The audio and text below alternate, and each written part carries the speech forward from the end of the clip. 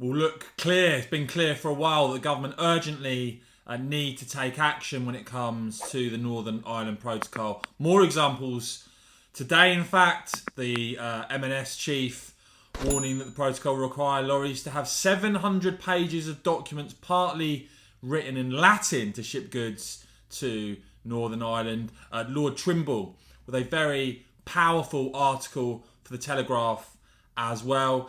And then finally, Liz Truss confirming what she intends to do to introduce legislation in the coming weeks on the protocol. And as Truss herself said today, and viewers of my channel will be aware of this has been rumbling on now for a long, long time, with the government saying the conditions for triggering Article 16 had been long ago met. And negotiations, Truss pointed out today, with her have been 6 months. She said there's about a year of discussion between Lord Frost and the EU. So finally, Truss talking about making changes to the protocol, not scrapping the protocol, making changes to the protocol, saying the government wants a negotiated settlement with the EU, but they would be introducing legislation to suspend unilaterally parts of the protocol. So first of all, I'm going to play some of what Liz Truss had to say, and then the response from Sir Geoffrey Donaldson of the DUP, who basically, the DUP want to see action on this, not just words. But watch this. Let me know what you think. If you think this is good enough from Liz Truss and the government or not. I am announcing our intention to introduce legislation in the coming weeks to make changes in the protocol. Our preference remains a negotiated solution with the EU. And in parallel with the legislation being introduced, we remain open to further talks if we can achieve the same outcome through negotiated settlement.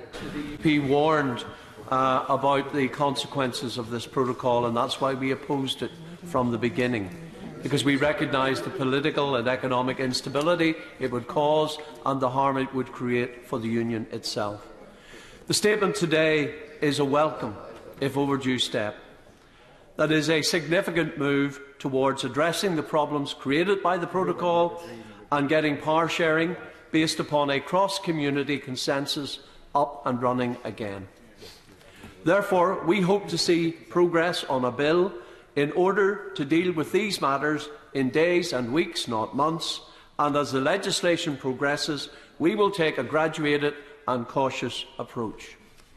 We want to see the Irish Sea border removed, and the Government honouring its commitment in the New Decade New Approach Agreement to protect Northern Ireland's place in the UK internal market. The statement today indicates this will be covered in the legislation to bring about new revised arrangements.